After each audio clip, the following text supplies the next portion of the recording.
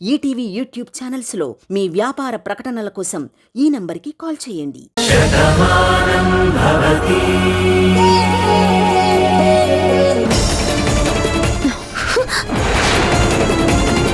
Hello Neelima, ఎవరు? నేను అనుకున్నదంతా జరిగింది. ఈ భాను ఇంటికెళ్ళినట్టుంది. అక్కడ నీలిమని నిలదీస్తున్నట్టుంది. అందుకే ఫోన్ భాను చేతిలో ఉంది.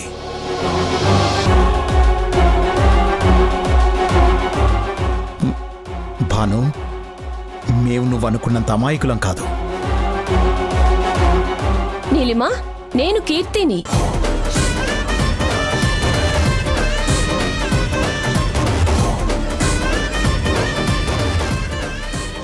అవును, ఈ గొంతు మా ఫ్రెండ్ నీలిమాది కాదే.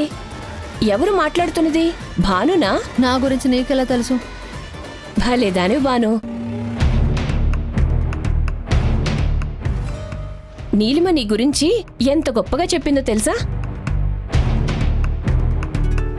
నీ గురించి, నీ కార్తీక్ ప్రేమ గురించి ఎన్నిసార్లు నాతో చెప్పింది.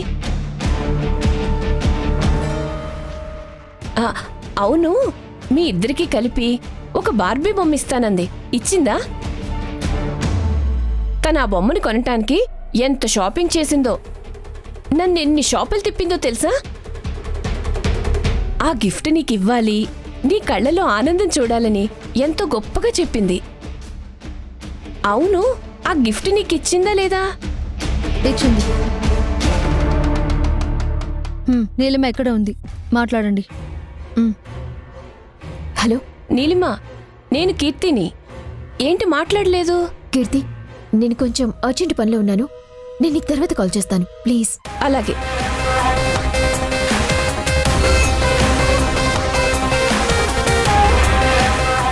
ఇప్పుడేమంటావు భాను? మా మావయ్య ఫోన్ చేశాడని కదా నువ్వు నా ఫోన్ని లాక్కున్నావు.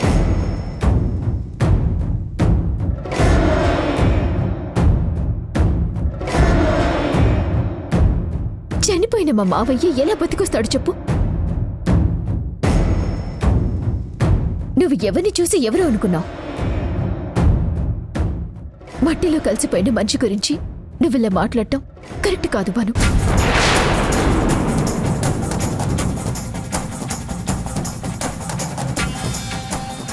అందులోనూ అందరి ముందు నన్నిలా అనుమానించటం అస్సలు మంచిది కాదు. నేను మీ అందరి మంచి కోరుకునే మనిషిని, మీరందరూ బాగుండాలని అనుకునే మనిషిని.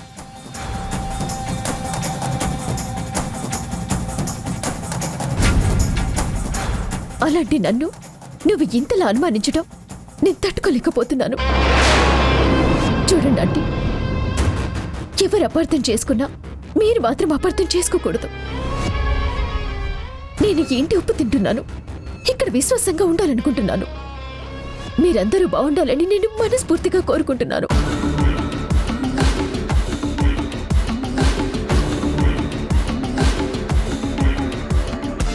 అంతేకాని మీకు చెడుని తలపెట్టిన మా మావయ్యని కాదు అనుకున్నాను. చావు బతుకుల మధ్య ఉన్నాడని తెలిసినా సరే మీ పర్మిషన్ తీసుకుని వెళ్ళాను. చనిపోయాక కూడా క్రిమేషన్కి కూడా నేనుండలేను. వాళ్ళని చేయమని వదిలేశాను. అది నాకు ఆయన మీదున్న కోపం ఆంటీ. అది నాకు మీ మీదున్న ప్రేమ. అలాంటిది నా గురించి ఇలా మాట్లాడటం నాకు చాలా బాధగా ఉంది. సమస్య లేదత్తయ్య. ఆ విష్ణుమూర్తి ఖచ్చితంగా బతికే ఉన్నాడు. నా కళ్ళతో నేను చూశాను.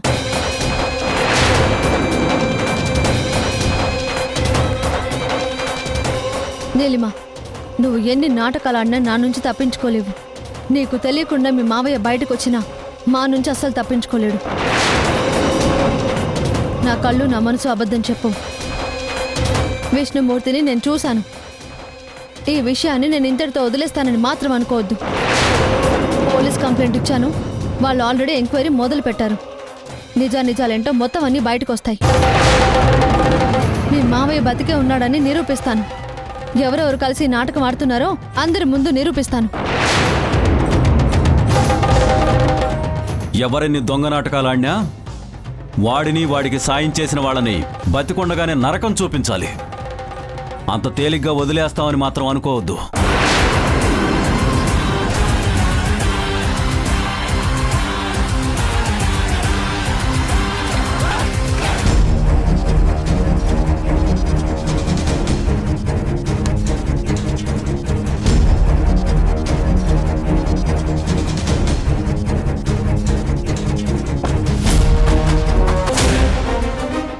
నా పేరు చెప్పుకొని నాన్నతో ఎవరు మాట్లాడుతున్నారు? అసలు ఆ రహస్యం తెలిసింది ఎవరికి? ఈ ఇంట్లో విషయాలు బయట వాళ్ళకి ఎలా తెలుస్తాయి? నేను ఇక్కడున్నానన్న నిజం నాకు, భానుకి, నీలిమకు తప్ప ఎవరికి తెలీదు. మరి ఇప్పుడు ఎవరో ఫోన్ చేసి శివలా మాట్లాడుతున్నారు అంటే ఖచ్చితంగా ఇది ఎవరో కావాలని చేస్తున్నారు. ఇదంతా నీలిమ ఆడిస్తున్న నాటకమా? దీనివల్ల తను పొందే ప్రయోజనం ఏంటి? నీలిమ ఇంకేదైనా ప్లాన్ చేస్తుందేమో. ముందే విషయం భానుతో మాట్లాడాలి, తర్వాత నీలిమని నిలదీయాలి.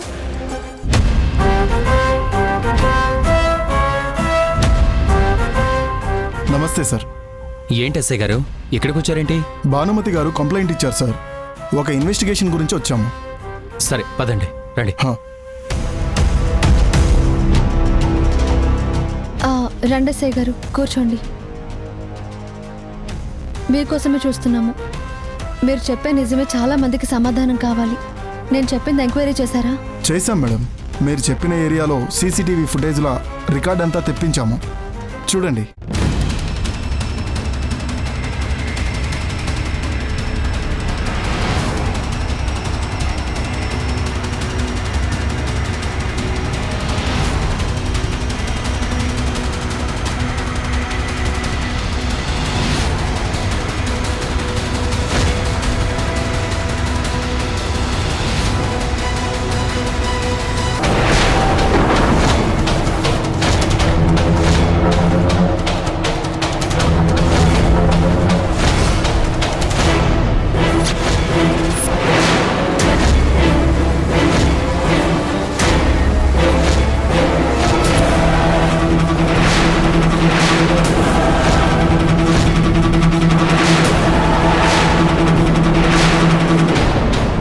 అనుమానం నిజమే మేడం. ఆ విష్ణుమూర్తి బతికే ఉన్నాడు. కానీ అసలు గవర్నమెంట్ డాక్టర్ ద్వారా డెడ్ బాడీ ఎలా వచ్చింది? క్రిమేషన్ ఎలా జరిగింది?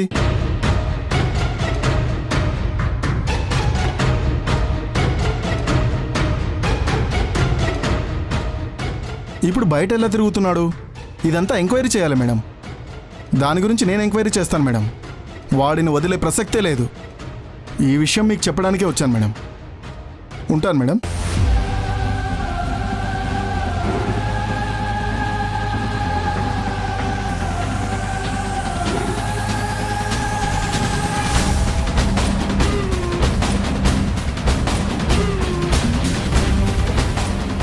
ఇప్పుడేమంటావు నీలిమా? మీ మావే బతికే ఉన్నాడని ఇప్పటికైనా ఒప్పుకుంటావా, లేక కెమెరా అలా అబద్ధాలు చెప్తుందని చెప్తావా? అసలు ఇదంతా నీకు తెలిసే జరుగుతుంది. మీ మావయ్య బయట ఉండడం ఏంటి? అసలేం చేయాలనుకుంటున్నాడు?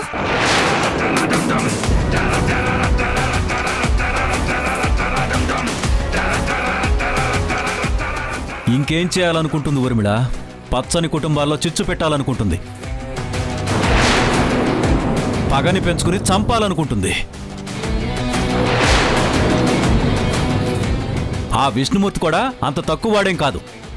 ఏదో కుతంత్రాలు చేస్తూనే ఉంటాడు. అది కాదు, అసలు చనిపోయాడనుకున్న విష్ణుమూర్తి బతికి రావడం ఏంటి? అసలు హాస్పిటల్లో ఏం జరిగింది? ఆయన అసలు ఎలా తప్పించుకున్నాడు? ముందు మొత్తం ఎంక్వైరీ జరగాలి. అందులో అనుమానమే ఉంది బావా. పోలీసులకు చెప్పాం కదా, కేసు బయటికి తీసి విష్ణుమూర్తి ఎక్కడున్నా పట్టుకోవాలి. వాణ్ణి వదిలే ప్రసక్తే లేదు. ఇదంతా చూస్తుంటే చాలా భయం వేస్తుంది ఊర్మిళ. జైల్లో ఉండవలసిన వాడు చచ్చిపోయాడని అందరూ చెప్పడం ఏంటి? వాడు భాను కంటపడడం ఏంటి? అసలు బ్రతికుండడం ఏంటి? అసలు ఏం జరుగుతుంది?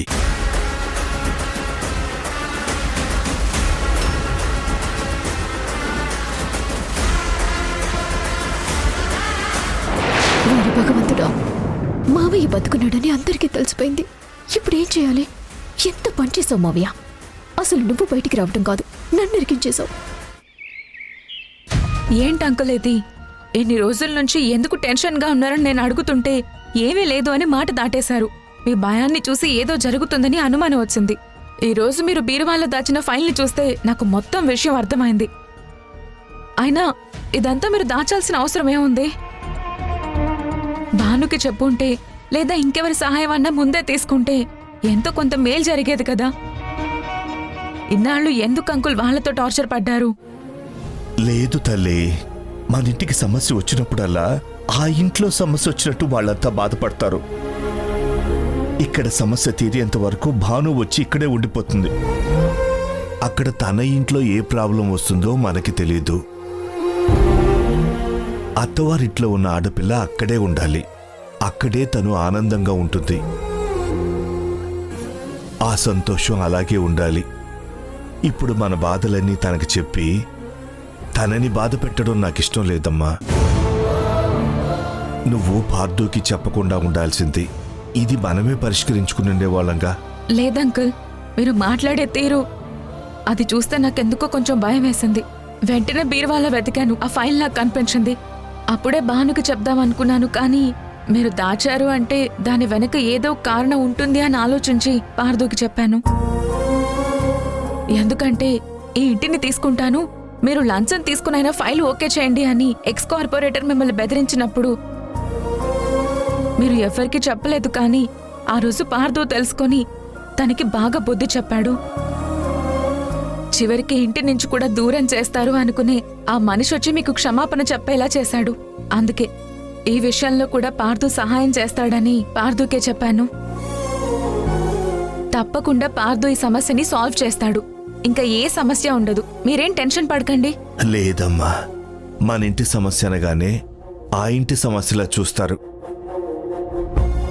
పార్దు కొడుకులా మనకి ఎంత సాయం చేస్తున్నా తనైతే నా సొంత కొడుకు కాదుగా. అదే కాక పార్దు నా సొంత కొడుకు అయ్యుంటే కష్టం రాగానే నేనే చెప్పేవాణ్ణి. కానీ నా కొడుకులు నన్ను వదిలేసి వెళ్ళిపోయారు. కూతురే కొడుకులా మారింది. అన్ని కష్టాల్లోనూ తనే నిలబడుతోంది. ఇప్పుడు ఈ కష్టంలో కూడా తను ఉండకూడదనే తనకి చెప్పలేదమ్మా. కానీ సాయం చేస్తున్న పార్దుకి చెప్పి తనకో కొత్త సమస్య తెచ్చామేమోననిపిస్తోందమ్మా. పార్దు అలా అనుకునే మనిషి కాదంకుల్. తప్పకుండా హెల్ప్ చేస్తారనే నమ్మకం ఉంది కాబట్టే తనకి ఫోన్ చేసి చెప్పాను. తను కూడా ఎందుకు నాకు చేశావని నన్ను అడగలేదు. ఈ విషయాన్ని ఎలాగైనా ఛేదిస్తాను అని అన్నాడు. సో గ్యారంటీగా పార్దు మనకి హెల్ప్ చేస్తాడు అంకుల్.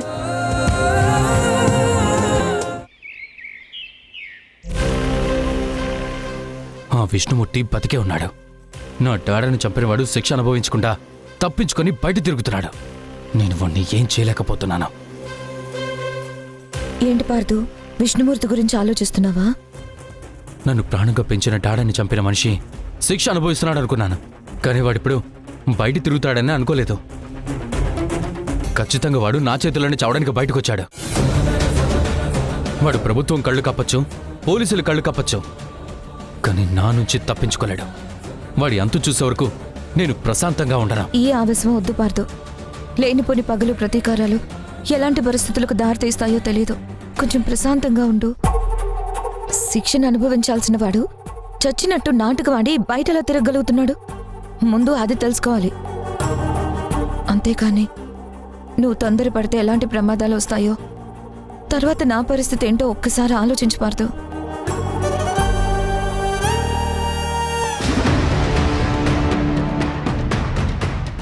అమ్మా, ఎక్కడికి వెళ్తున్నావు? హోమ్ మినిస్టర్ గారిని కలవడానికి. ఇప్పుడు హోమ్ మినిస్టర్ని కలవడం దేనికి ఊర్మిళ? ఆయన డిపార్ట్మెంట్ ఎంత గొప్పగా పనిచేస్తుందనేది ఆయన దృష్టికి తీసుకెళ్లాలి కదా. శిక్షని అనుభవించాల్సిన వాడు చనిపోయాడని చెప్పారు, కానీ ఇప్పుడు వాడు బయటే ఉన్నాడని చెప్పి భాను చెప్తోంది. ఇలా నేరస్తులందరూ బయట తిరిగితే సమాజంలో రక్షణ ఏముంటుంది? ఈ విషయం నేను హోమ్ మినిస్టర్ గారితో మాట్లాడతాను. ఆ విష్ణుమూర్తి సంగతి ఏంటనేది నేను తేలుస్తాను. వస్తాను. అత్తయ్య, అత్తయ్య వద్దు ప్లీజ్ అత్తయ్య. తప్పుకో భాను, నేను వెళ్ళాలి. లేదత్తయ్య, మీరు వెళ్ళడానికి నేను ఒప్పుకోను. ఏంటి భాను, నన్నే ఆజ్ఞాపిస్తున్నావా? ఈ ఇంటికి పెద్దని. నిర్ణయం నాదే అవుతుంది. నువ్వు నా నిర్ణయాన్ని వినాలి తప్ప నన్ను ఆపకూడదు. అత్తయ్య, మీరు ఇంటికి పెద్ద, నేను కాదనను. కానీ మిమ్మల్ని కాపాడుకోవాల్సిన బాధ్యత మా మీద ఉంది. విష్ణుమూర్తి ఎలాంటి రాక్షసుడో మనందరికీ తెలుసు. మీ మీద హత్య ప్రయత్నం చేస్తుంటేనే పొరపాటున కృష్ణప్రసాద్ గారు బలయ్యారు. ఇప్పుడు మళ్ళీ చావు నాటకం ఆడి విష్ణుమూర్తి బయట తిరుగుతున్నాడంటే ఖచ్చితంగా మీ మీద అటాక్ చేయాలని చూస్తున్నాడు.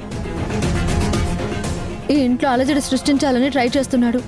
రాక్షసుడికి జాలి దయ ఉండవత్తయ్య, పగ ప్రతీకారం మాత్రమే ఉంటాయి. శత్రువు ఉన్నాడని తెలిసాక కూడా అజాగ్రత్తగా ఉండడం మంచిది కాదు. తొందరపాటుగా ప్రవర్తించడం అసలే మంచిది కాదు అత్తయ్య. ఇప్పుడు మీరు ఒంటరిగా వెళ్ళడం చాలా ప్రమాదం. అందుకే వద్దంటున్నాను. అవును ఊర్మిళ, భాను చెప్పింది విను. వాడు తప్పించుకు తిరుగుతున్నాడని తెలిసాక కూడా నువ్విలా ఒంటరిగా వెళ్ళడం మంచిది కాదు. డిపార్ట్మెంట్ కళ్ళు కప్పి చచ్చినట్టు నాటకం ఆడి బయటకొచ్చిన వాడు ఎటు నుంచి ఎలాంటి ప్రమాదం తీసుకొస్తాడో తెలీదు. అత్తయ్య, బామ్మ ఎప్పుడు చెప్తూ ఉంటుంది కదా, ఇంటి దొంగని ఈశ్వరుడు కూడా పట్టలేడు అని. అలాంటి వాళ్ళు ఎలాంటి అరాచకాలు చేస్తారో ఎవరు కనిపెట్టలేరు. మనమే జాగ్రత్తగా ఉండాలి. చేతులు కాలాక ఆకులు పట్టుకుని లాభం లేదత్తయ్య. అవునమ్మా, నువ్వింట్లోనే ఉండు. ఇంటి బయటికి ఎక్కడికి వెళ్ళొద్దు. ఆ విష్ణుమూర్తి దొరికే వరకు, వాడు ఎందుకు ఈ నాటకం ఆడాడో తెలిసే వరకు నిన్ను కనిపెట్టుకోవాల్సిన బాధ్యత మాదే అవుతుంది. ఈ విషయంలో నేను భానుకే సపోర్ట్ చేస్తాను. నువ్వెక్కడికి వెళ్ళొద్దు ప్లీజ్ అమ్మా. నేను కూడా భానుకే సపోర్ట్ చేస్తా. నువ్వు వెళ్ళొద్దు ప్లీజ్. దయచేసి లోపలికి వెళ్ళు. అసలు ఏమైంది మీ అందరికీ? ఎందుకు ఇంతగా భయపడుతున్నారు? హోమ్ మినిస్టర్తో ఒక్క మాట చెప్తే డిపార్ట్మెంట్ మొత్తం కదులుతుంది.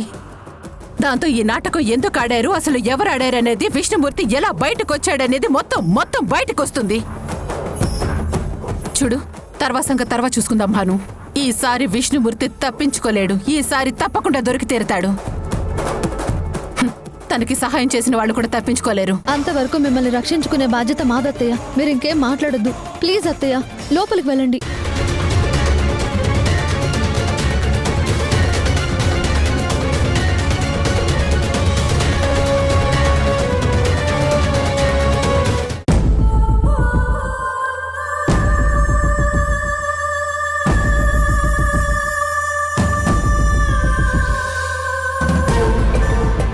చెప్పమ్మా. ఎంత పని చేసావు మావయ్య.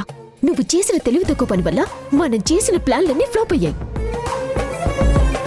ఇప్పుడు అందరూ డేగ కళ్ళతో నీ గురించి చూస్తున్నారు. నిన్ను ఎలా పట్టుకోవాలా అని ఆలోచిస్తున్నారు. నీ గురించి నా మీద కూడా డౌట్ పడుతున్నారు. బయటికి రావద్దని చిలకి చెప్పినట్టు చెప్పాను. నువ్వు నా మాట వినలేదు. నాకేదో ఫేవర్ చేస్తానని నా కొప్ప ముంచావు. ఇప్పుడు చూడు ఏం జరిగిందో.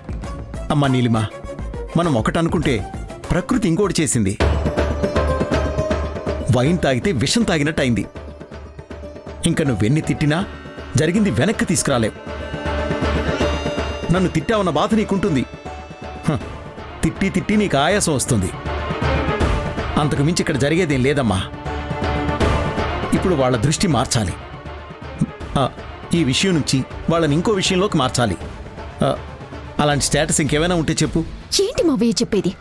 మొత్తం పెంట చేసి ఇప్పుడేంటి కొత్త స్టేటస్ చెప్పమంటున్నావు? ఇప్పుడు ఇంకా ఎలా నమ్ముతారు, ఎవరు నమ్ముతారు చెప్పు. నీకు ఆవేశం ఉండడంలో తప్పులేదమ్మా. నీకు నా మీద కోపం రావడంలో కూడా తప్పులేదు. ఎందుకంటే నేను తప్పించుకున్నాను. అక్కడ వాళ్ళ మధ్యలో ఉన్నది నువ్వు. ఈ పరిస్థితి ఎలా ఉంటుందో నేను ఆలోచించగలనమ్మా. సముద్రం మధ్యలో మాదక ద్రవ్యాలతో షిప్ వెళ్తోంది. అందుకు దానికి చిన్న ప్రమాదం జరిగినా షిప్పు మునిగిపోతుంది, ప్రాణం పోతుంది. సాయం అడిగితే కోస్ట్ గార్డులకు దొరికిపోతే శిక్ష పడుతుంది. 1 మునిగిపోవడం, 2 జైల్లో నలగడం. ఇప్పుడు నా పరిస్థితి అదే. కానీ ఇంకోటి ఉందమ్మా. ఒక పెద్ద సంఘటన జరుగుతున్నప్పుడు తెలివిగా డైవర్ట్ చేయడానికి ఇంకో సంఘటన సృష్టించాలి. అలాంటిదేదో ఒకటి ఆలోచించు. అప్పుడు మనం ఖచ్చితంగా బయటపడతాం. వాళ్ళందరి దృష్టి మార్చాలమ్మా. నువ్వు చెప్పింది కరెక్టే మావయ్య. ప్లాన్ ఏ ఫెయిల్ అయింది అంటే ప్లాన్ బి అమలు చేయాల్సిందే. ఇప్పుడు నువ్వు ఏం చేయాలంటే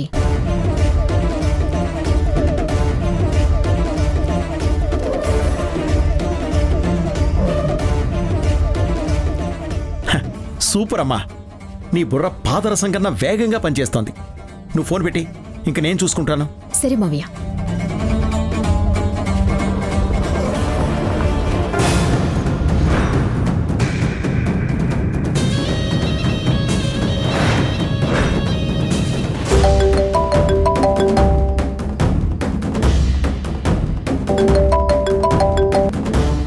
హలో హలో, ఊర్మిళాదేవి గారు. ఎవరు?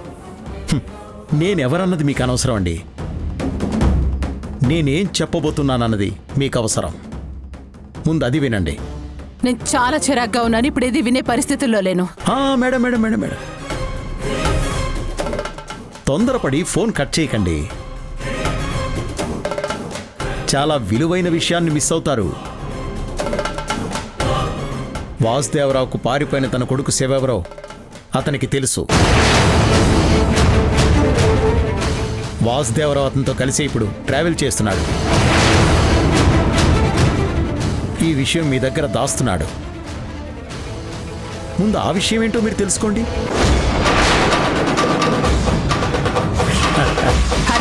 హలో,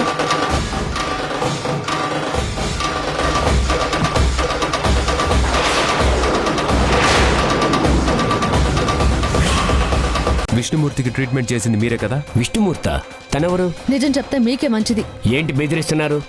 చెప్తుంటే నీకు అర్థం అవ్వట్లేదా? గవర్నమెంట్ డాక్టర్ అయితే తప్పులు చేయొచ్చా? అక్కడ అన్యాయం జరుగుతుంది మా అమ్మకి. ఆ విష్ణుమూర్తి పగబట్టింది మా అమ్మ మీద.